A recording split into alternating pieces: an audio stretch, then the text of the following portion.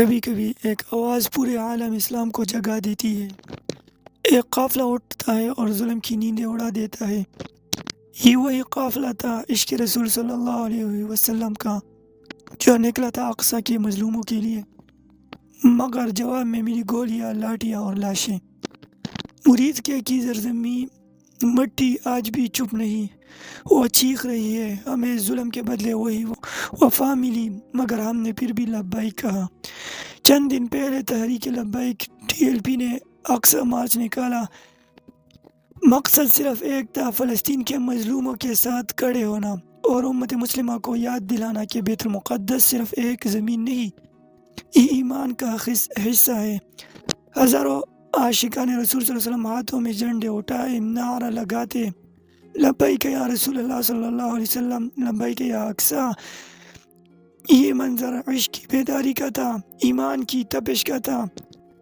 مگر جب یہ قافلہ مرید کے پہنچا، اچانک فضا بدل گئی۔ جہاں نعرے گونج رہے تھے وہاں گولیاں کی آواز سنائی دینے لگی، جہاں درود کی صدائی تھی وہاں آنسو گیس کے بادل چھا گئے۔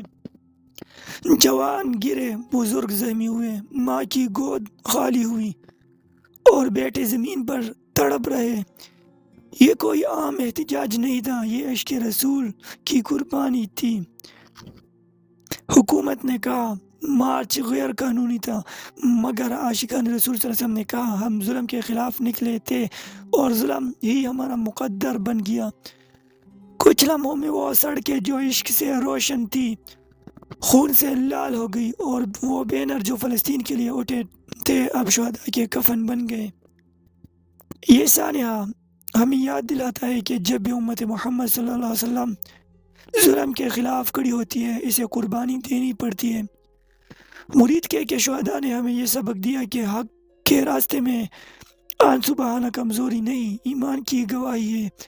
آج ہمیں یہ یاد کرنا ہوگا، ہم ان شہداء کے خون کو رائے گاہ نہیں جانے دیں گے۔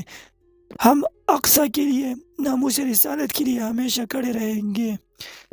سلام ان ماؤں پر جنہوں نے عاشقان رسول صلی اللہ علیہ وسلم کو جنم دیا، سلام ان نوجوانوں پر جنہوں نے بیت المقدس کے نام پر جان دی، سلام ان آنکھوں پر جنہوں نے ظلم دیکھا مگر جانگنے سے انکار کیا۔